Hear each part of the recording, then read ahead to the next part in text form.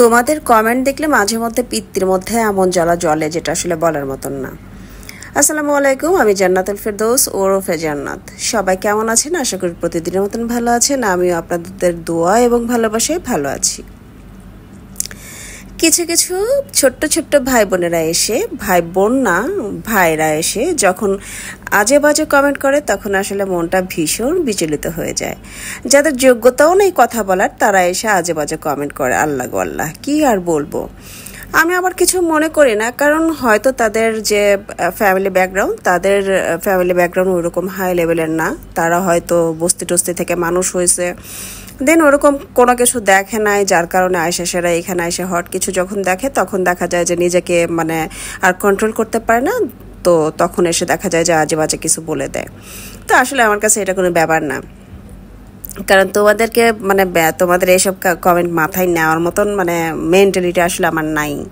তো তারপরেও একটু অ্যান্সারটা দেওয়ার প্রয়োজন মনে করলাম, সেই জন্য একটু দিলাম আর কি।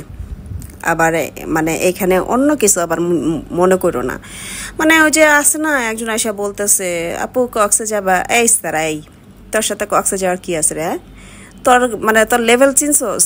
তোরে দেখতে তো পুরো একটা চামচিহার মতন দেখা যায়। তোরে দেখতে তো কি কমু, তোরে দেখলে মনে করে যে একটা বস্তির মাইয়াও তোর দিকে ফিরা তাকাইবো না। আর তুই আইসস আমারে আপু কক্সবাজার যাবে, ডেটে যাবে, যত সব খ্যাত ফকিন্নি, তোরা হয়েছিস গিয়ে ফকিন্নি মিসকিনদের কাছে যাবি, বুঝছস? তো যাই হোক, যে রাধে সে চুলো বাঁধে।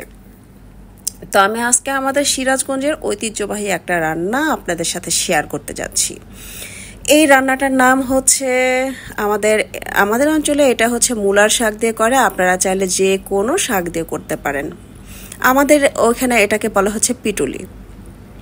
তো আমার এই পিটুলি করার জন্য আমি যেটা নিয়েছি সেটা হচ্ছে মিডিয়াম সাইজের বললেও ভুল হবে, মোটামুটি ছোট সাইজের যে চিংড়িগুলি, সে চিংড়িগুলো আমি নিয়েছি। আর আমাদের সিরাজগঞ্জের ভাষায় যদি শুনতে চাও তাহলে অবশ্যই বলবো যে ইসা মাছ নিছি, বুঝছো গো বোনেরা। তো ইসা মাছের হাতে আমি মনে করো যে প্রথমে হয়েছে সর্ষের তেল দিয়া, হেয়ার পরে মনে করো যে দিয়া দিলাম ইসা মাছ দেওয়ার আগে করলে আমি জিরার ফোড়ন দিয়েছিলাম, হেটা আবার তোমরা খেয়াল করছো কিনা কোয়া পারলাম না।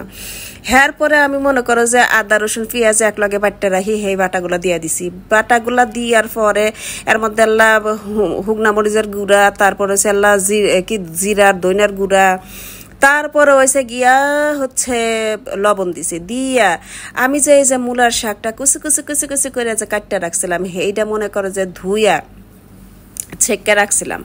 তো ইসা মাছটা যখন মনে করো যে সুন্দর হইরা বুনানো হয়ে গেছে, তখন আমি দিয়া দিছি এই যে পাতাগুলা বলতে মূলার শাক। সেই মূলার শাকগুলা যখন দেখবে যে এইরকম কষা কষা হয়ে গেছে, তখন যেটা দিয়া দিবা, আমগর সিরাজগঞ্জে দেয় আসলে ওই যে চাইলের গুঁড়া, কিন্তু আমার কাছে আসলে চাইলের গুঁড়া ছিল না, হ্যান নিগে আমি দিয়ে দিছি কর্নফ্লাওয়ারটা গোলাটা তোমার করে দেখাবার কথা আমি ভুলে গেছি গিয়া, বুঝছো? তো যাই হোক, কর্নফ্লাওয়ার আমি নিয়েছি হলো হেনে 1 টেবিল চামচ।